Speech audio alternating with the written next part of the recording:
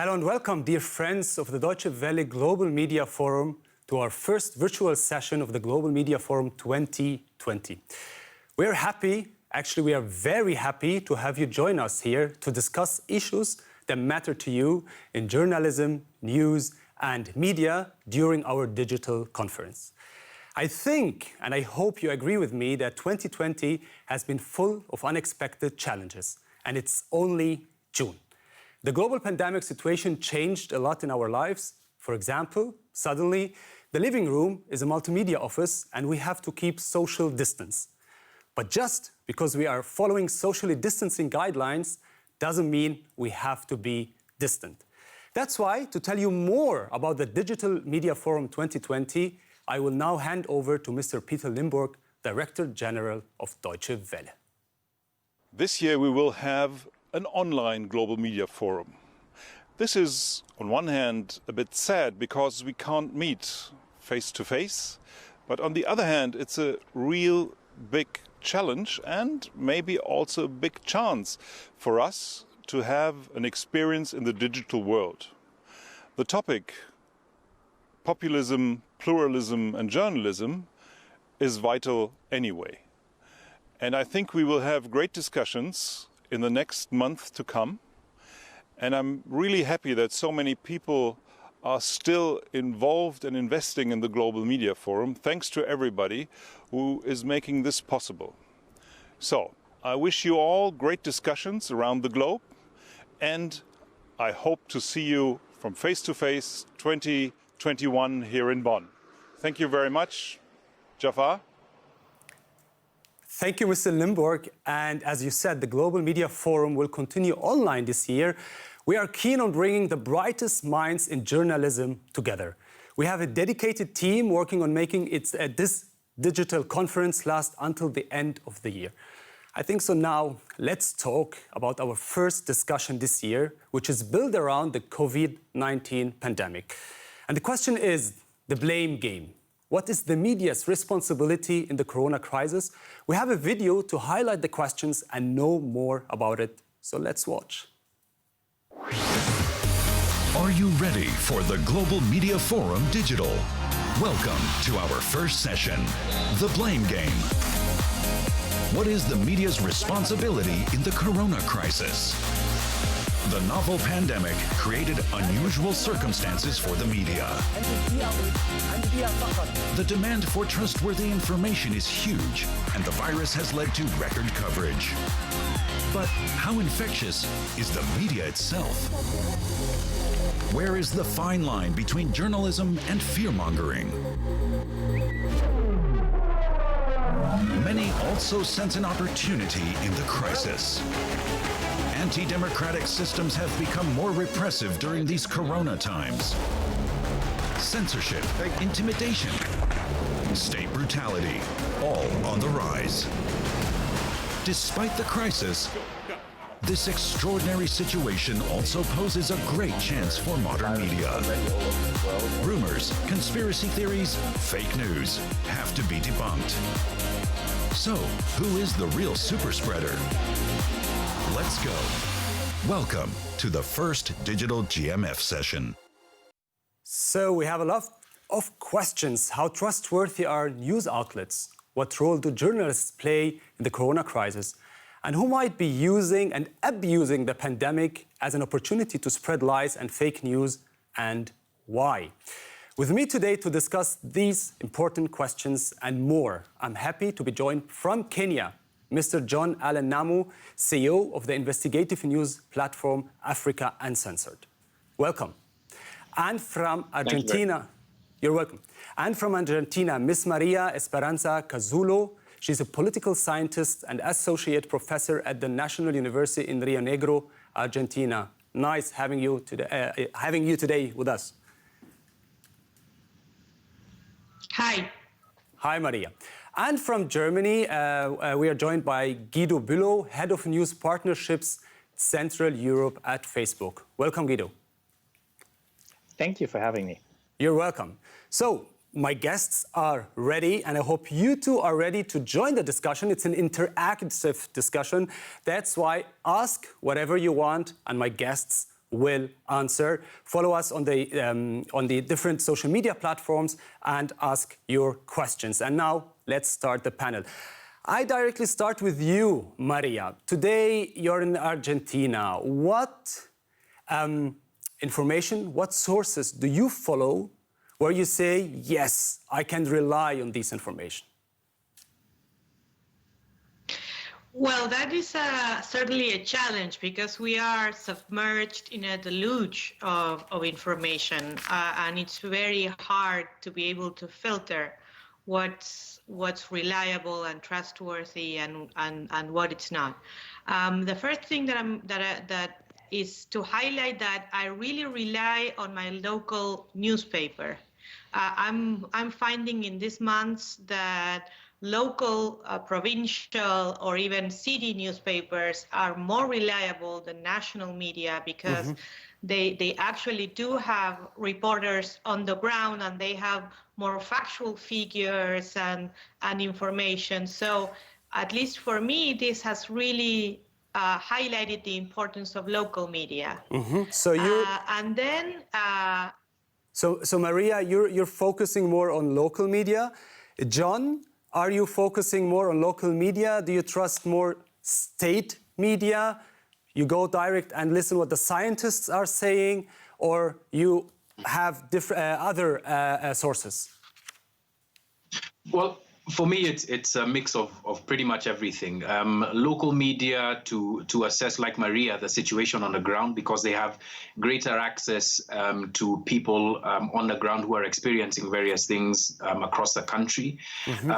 Scientists and experts have, however, become part of my mainstay in terms of verifying some of the things that I hear.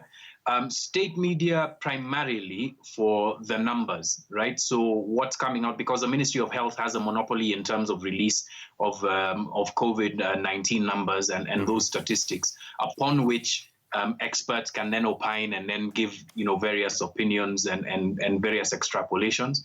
So for me, it's a huge mix. But I think for me, what it's also exposed is just how much or how little or how reliant we are on certain, parts of government when it comes to reporting crises like this. When you talk about numbers today, if you look to Kenya, we have around about 5,000 cases positive COVID-19, and you said it's you get your information from different sources.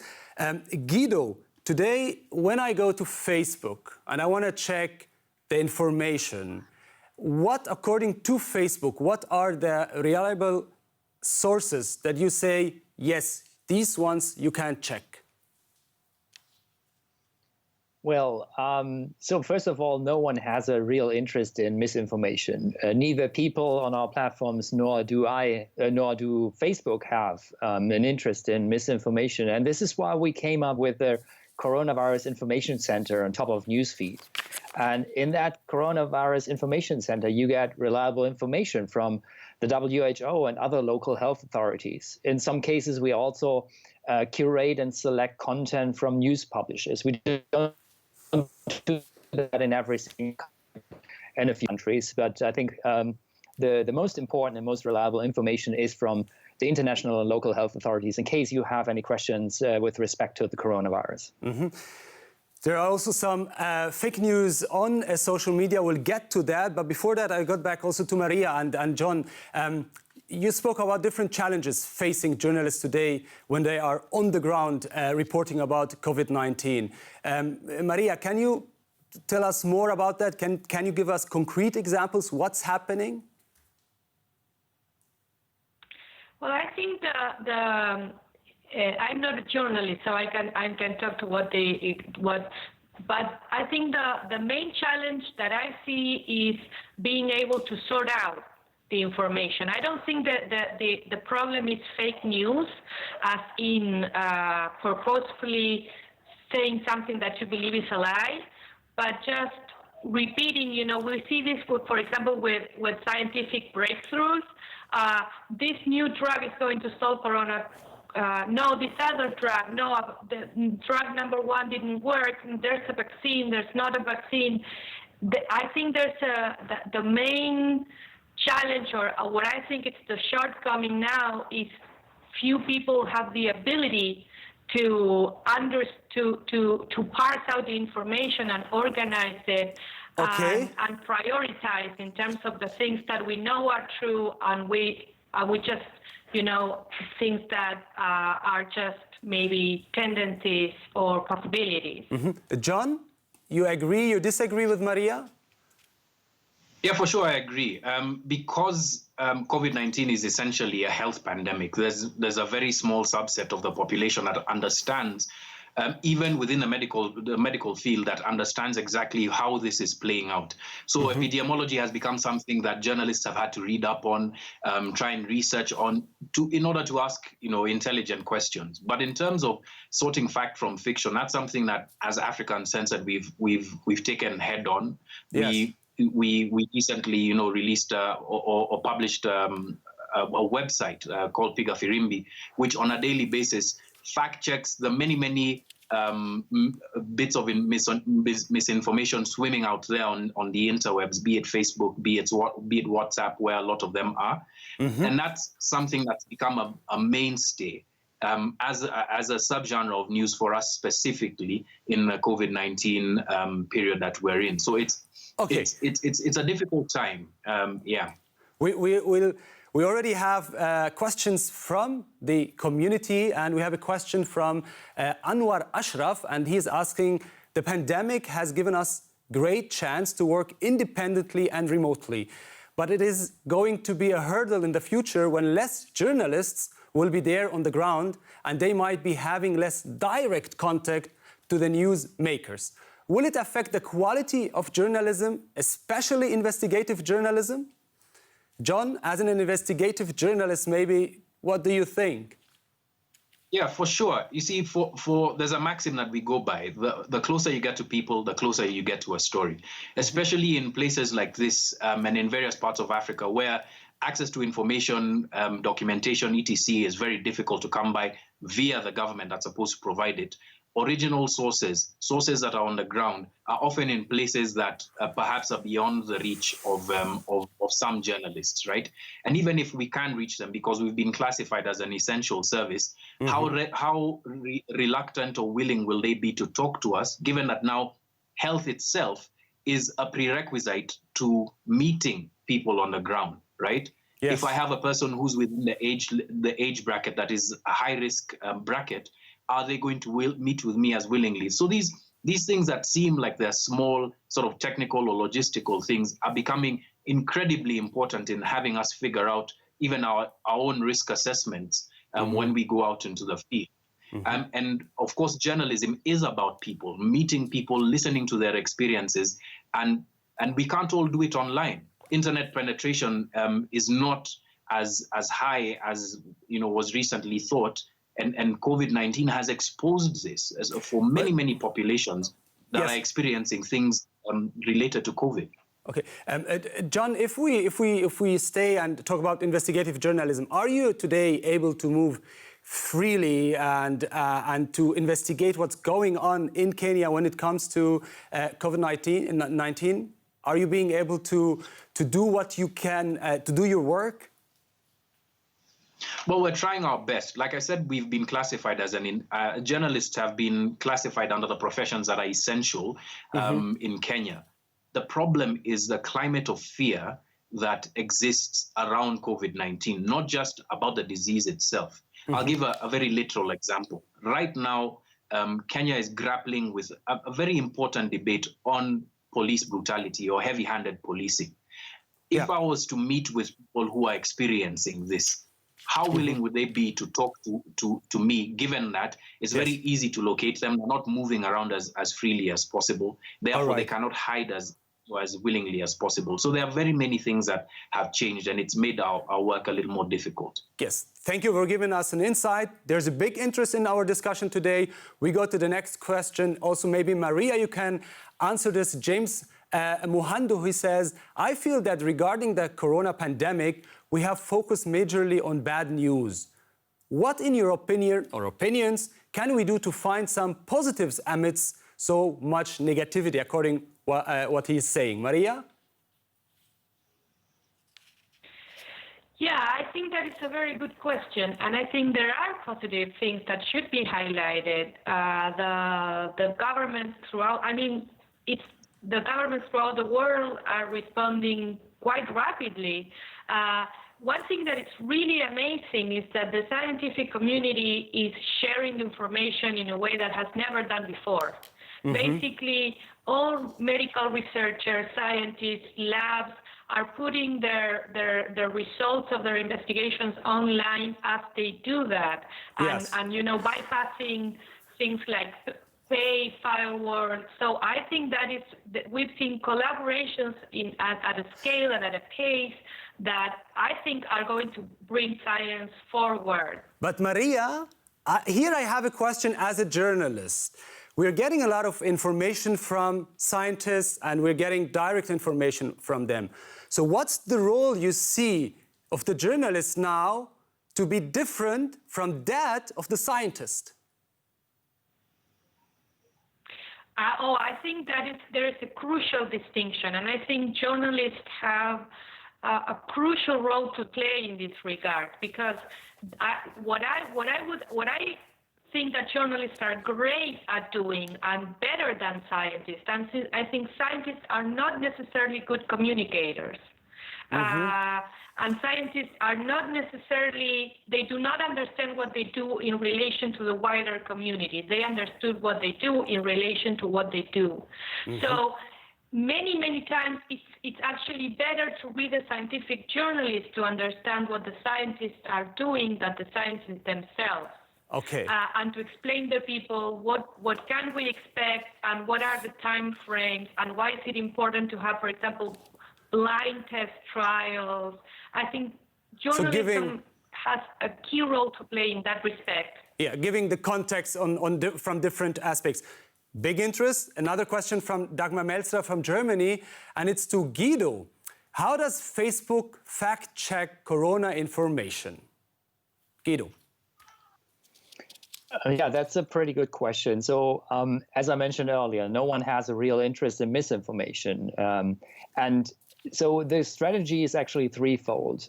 First of all, we are trying to combat misinformation, not just related to the coronavirus, but in general. We want to point people to reliable information. This is something that I just briefly described earlier.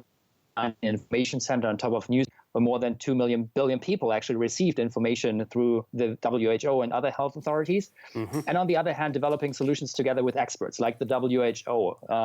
For example, on WhatsApp, where you get the WHO bot in case you have any questions. But in order to combat misinformation, we are working together with more than 70 fact-checkers around the world. We started that program at the end of 2016, beginning of 2017, and we quickly ramped up our partnerships. In Argentina with Checado as an example, in Germany with DPA, AFP, and many others. And all of them are part of the international fact-checking network, which we are supporting and help to grow so that people get more reliable information, that they are getting visibility into what is misinformation and what's not misinformation.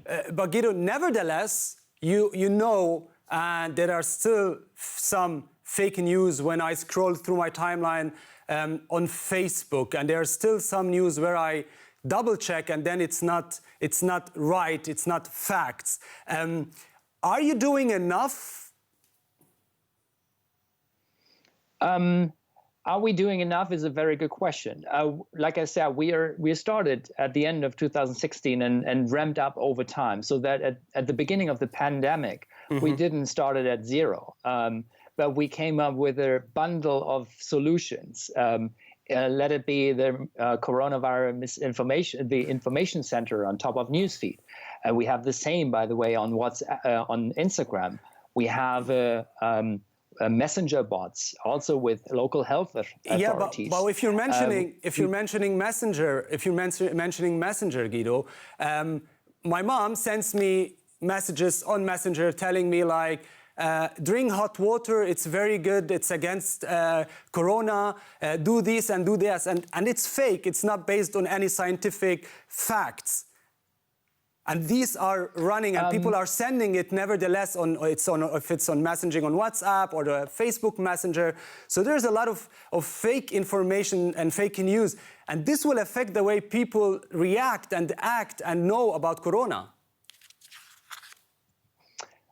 And this is why it's absolutely important to provide access to reliable information. Like I said, we're having partnerships with the WHO, with local health authorities, with fact-checking organizations, so that you actually can reach out to them, verify that information. We also made it harder. So we built in technical solutions that you cannot forward messages like you did in the past. So there are certain restrictions for highly viral messages. Just one thing, WhatsApp is for one-to-one communication, and it's encrypted, which makes it even harder. But there are solutions that we're working on, and not just on our own. Yes. Let's get the fake news on social media. And John and Maria, what do you think from your own perspective in your country? Is there being done enough fighting against fake news? Maria? Well, I think probably no country is doing enough to fight fake news. So I think everybody's trying to figure out ways of fighting fake news. But at least in my own country, I don't think the problem is necessarily fake news. I think the problem is just news. There's just too many of them and too much. As I said before, too many things circling around, and it's really hard to orient yourself. I don't see, for example, in Argentina, you don't see the kind of like blatant fake news like 5G cell phone towers cause coronavirus. We've not seen this. What we've seen is, hydrochloroquine, and then people going out to buy hydrochloroquine, but or people saying, no, this is really not a bit. But Maria, are you satisfied? Are you satisfied with what's happening on social media when it comes to fake news, or you wish that social media platforms are harder and control it more? I think they should control it more, and I think there should be, I don't know, maybe a system in which very clearly they are able to say, no, this is not correct. I think Twitter has been trying to do that. When you have when somebody posts a Twitter with a fake thing, that you can get like a sign underneath that says this is factually incorrect, something like that, because some things are just factually incorrect. So those are fake news and should be labeled as that.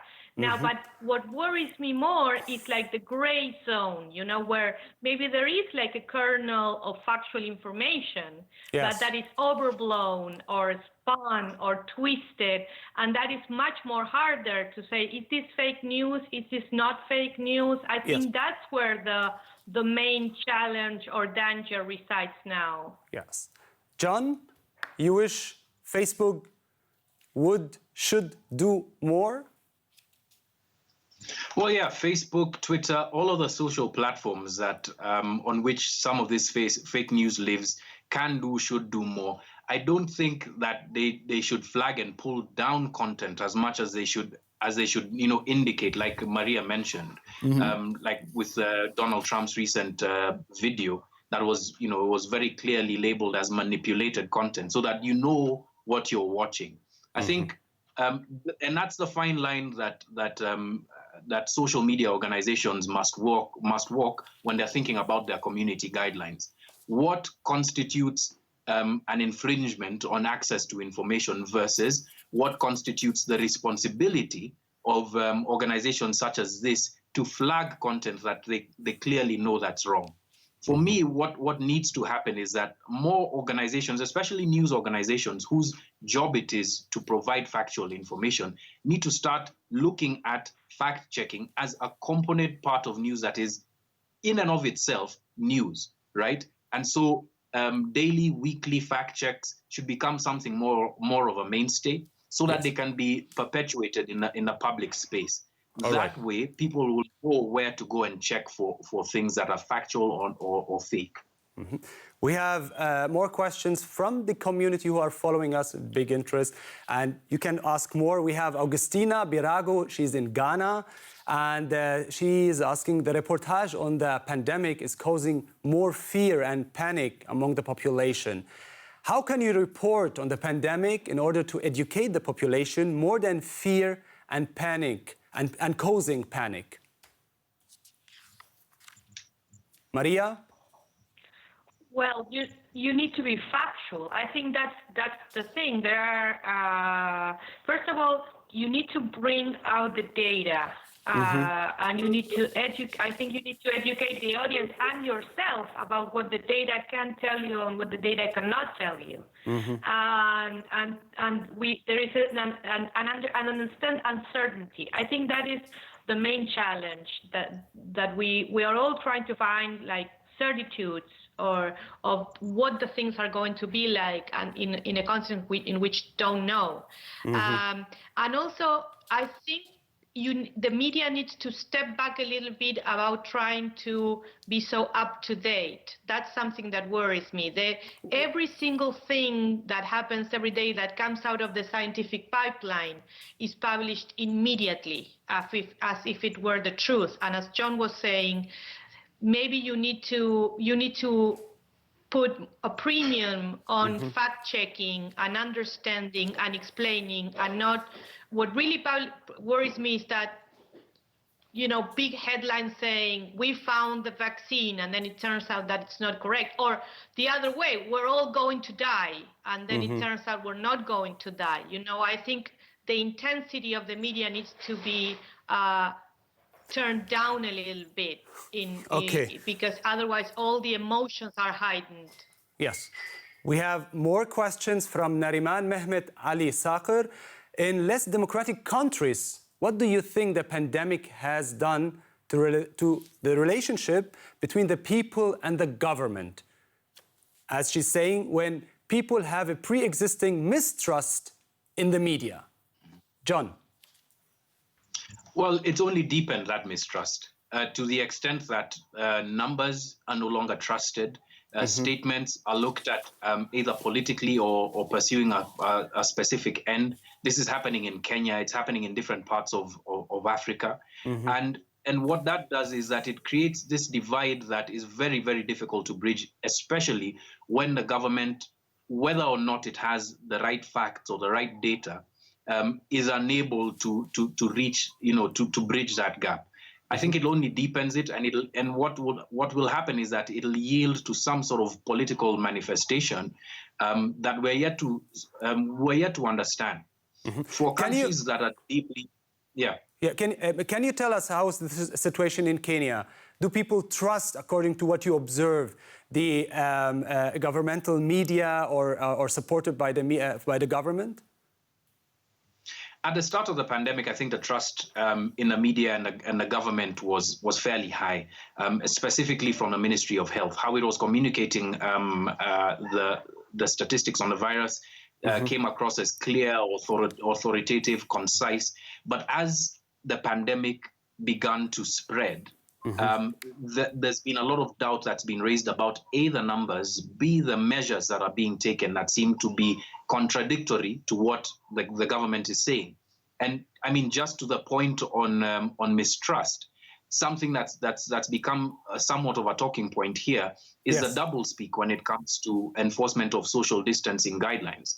So politicians can hold political meetings where there's no social distancing at all, where people are meeting and hugging and shaking hands in direct contravention to the same government guidelines that have been issued. And then there's no consequences for that cadre of individuals in our country. So that only deepens the kind of mistrust, and then it becomes almost meme-ish. The daily briefings of the Ministry of Health, where people have come to expect a certain tone, a certain tone and how they come across, but not really trust the fact that there's important information that's being communicated, and that makes it even harder to fight the pandemic as a unified front.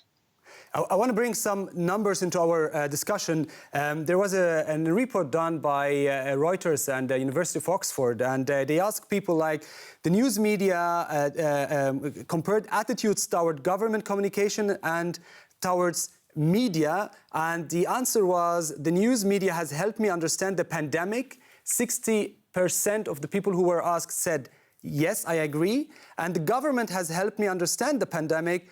And you have 54% who agreed. So more people are getting the information from the media, according to this report. Here I would, Guido is back to us. We had a disconnection, but welcome that you're back now. Here I want to ask Guido, on Facebook, you also have pages run by government, and you also can find that some government are misusing it and putting, we have everything under control in our country and everything is going well. Do you also let us control these pages who are run by governments? So the fact-checking program, so in general, all of the pages abide by the same rules, our community standards. And if anything violates our community standards, it will be taken down. Mm-hmm. So let's say it's nudity, hate speech, or whatsoever. When we're talking about the fact-checking program, it's a very concrete question. Like, what is if some countries' representatives have their page and they say we're having everything under control, Corona is being controlled, we don't have a lot of cases, but the facts say a different language. Would you also mark it and say it's fake news? Would you even delete it if it's a post because it's simply not the reality? So this is what I wanted to allude to. The fact-checking program is not eligible to fact-check politicians or political parties. And I give you the reason for that, because we believe that people should decide what is credible and not technology companies. We don't believe that a private company should sort of censor politicians. And this is why we don't send any content or advertising from politicians to our third-party fact-checking partners.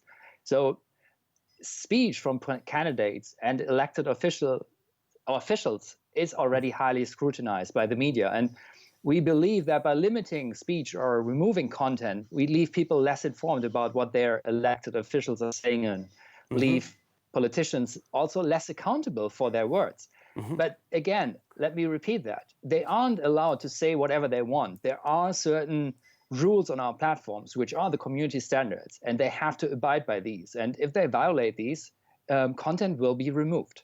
Mm-hmm. Let's go further to questions from Romana Akhtar Shanta, and it's to every one of you. She says it's to all. How important is the free flow information in a pandemic situation for the people? And if this is not existing, what should be the steps taken by the journalists? Maria? Yes. At least in Argentina, there is a freedom of information. There's a very reasonable degree of freedom of information and consultation with the government. I think it's the opposite in Argentina. If you see I was just thinking about the polls numbers that you gave, and if you poll in Argentina, people have a higher degree of mistrust to the media, because the media is very concentrated here in this country. The media are, most of the important journalists and most of the national media is is pushing towards opening the economy and bringing down the social isolation measures. So I think there is a little bit of mistrust here, because most of the population actually is afraid of the virus and concerned more with health than with the economy at this point.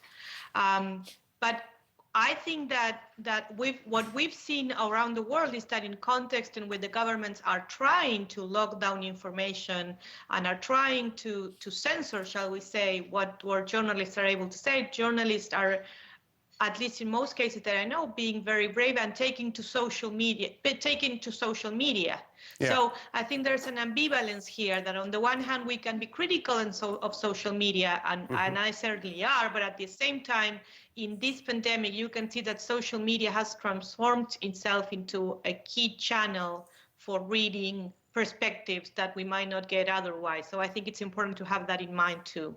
All right. You said in Argentina there is a possibility for freedom of expression, freedom of speech. According to Reporter Without Borders, it's the place 64 out of 180 countries, if I remember. And if we go to Kenya, Kenya is placed at 103 out of 180 countries.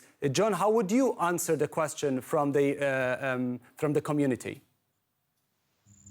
I think the one thing that the media has to do and has to continue doing in order to keep the level of trust high is to provide context to the facts, right? So if for instance there's a campaign of misinformation or a clampdown on information, we have to be able to understand why, A, and B, to look at the information itself and find independent sources that can verify or nullify the claims that are being made in that information. Essentially, what we need to do is just go back to the basics of journalism and really try. The thing about clamping down on various bits of information in a context like this is that many times, and this has been my experience, many times you will find that the public itself sides with the government in thinking that the government knows better than them what quality or what kind of information is safe for them to consume. I just don't think that's true. Information without context is dangerous. Information with a proper context is helpful. And I think that's what needs to happen. And that understanding needs to percolate to the highest levels of government and to the lowest rungs of society. If media can take this on as a daily challenge, to ensure that any bit of information that they're giving is contextualized, then that makes it all the more easier for us to be able to communicate and get through this pandemic. If I can just give a quick example. Yeah, go ahead, please. If I can just give a quick example. Sure. Social distancing measures medically, are very sound, very effective means of being able to rid ourselves of the pandemic. But transpose that to a place where, like urban informal settlements, where social distancing is anathema to how people live. People depend on one another to be able to survive on a daily basis. How then do you apply the right kind of measures to protect people in those communities without completely disrupting the way of life in a very literal and existential sense? Do you just apply the same sort of measures, or do you look at the kind of community in which you're supposed to apply these things to ensure that the communities are protected, right? It's essentially the question, Sabbath for the people, not people for the Sabbath. If you applied that kind of logic, it would be a lot easier for this pandemic to become, something that we can defeat. We got the message, and now we go to further questions, and this question is from Germany. John is asking, which country and government would you say is most active in cutting the rights of their people during the pandemic? In Africa, there are very clear examples. Our neighbor to the south, Tanzania, has been very, very retrogressive in terms of the space that the media has, the space that the opposition has to comment on various things within the context of this pandemic. The president has led the communication around the pandemic to the extent that they've declared that country coronavirus free. The president himself communicated that they tested pawpaws and goats for coronavirus, some of the samples, and they came back positive. John? So, yeah. Were you angry when you knew that a local TV station had to apologize to the Tanzanian president? You know about the case that a local TV station had to apologize. I was disappointed not so much in the TV station itself, but in the lack of unity that we displayed as a media in standing behind that TV station's reporting and saying that we will not kowtow to the demands of other regimes, especially if our reporting is factual.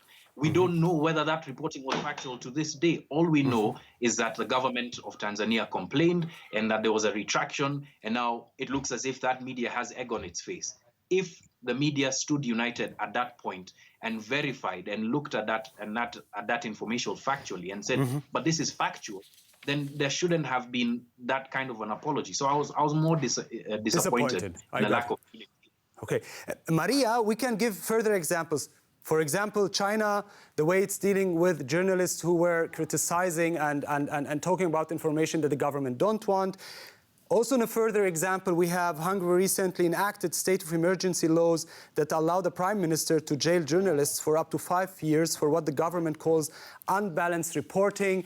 Also, if we go to the US, over the past 3 years, we have seen a troubling development in the US in which journalists increasingly face verbal and even physical threats and attacks.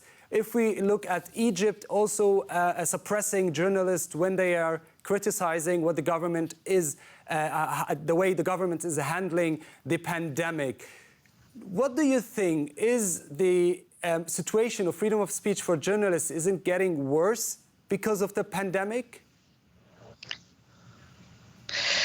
Yes, probably. I can speak more of Latin America, which is the region that I study, and you can see that you have seen a development of higher tensions between governments and journalists in the pandemics. And I'm thinking specifically of two examples. The first example, of course, is Brazil, where you have the situation where the president that we basically refused to do anything about coronavirus, and a situation in which not only journalists but governors, mayors requested harsher measures to be taken. And what the president is doing is actively antagonizing everybody that asks for a different strategy in terms of fighting the virus. So in Brazil, I think you have a very explosive situation when you combine that with a very harsh economic downturn. So in the next months, you've seen that the president has called for example, we've seen armed president supporters going into hospitals because the president asked them to go into hospital and prove that actually hospitals are empty because the coronavirus is a hoax.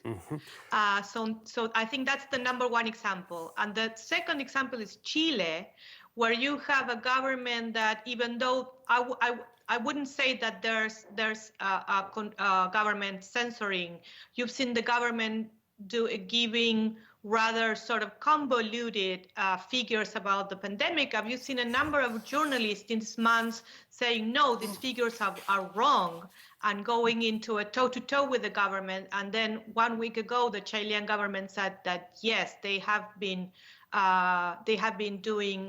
calculating the numbers in ways that were not necessarily aligned with the Health World Organization. Yes. So there was a huge scandal, about that. We're coming to the end. The discussion been so quickly, but we still have one question to Guido from our community, and thank you for your big interest and being so interactive with us today. The question is to Guido, and it is: how difficult is it to fact-check information, again, in less democratic countries?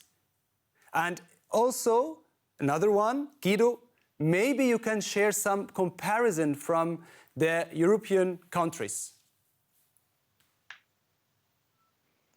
Comparison on what? How difficult it is to fact-check? Exactly. Okay.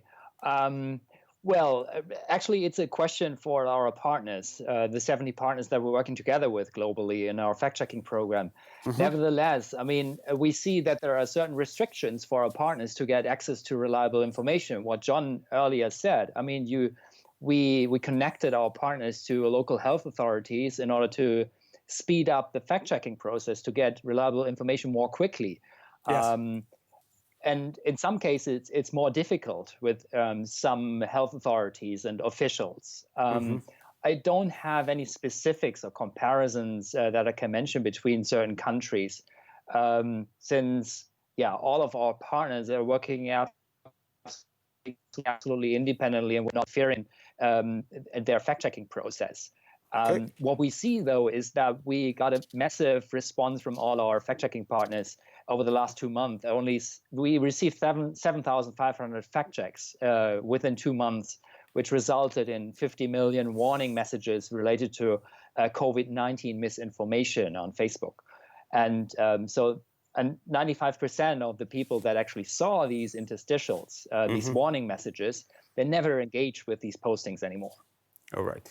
So now the last question, and I would like to have every one of you answering like for around 30 seconds. It's a very big question, but you have only 30 seconds.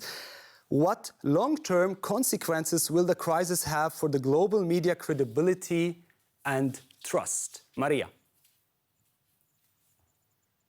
Well, it depends on how the media continues to rise to the challenge. I think that there is a big opportunity here to rebuild the bridges of trust with the community and to really become a source of reliable and thought of information. And as John was saying, contextualized information. I think that's the most important challenge that the media has today.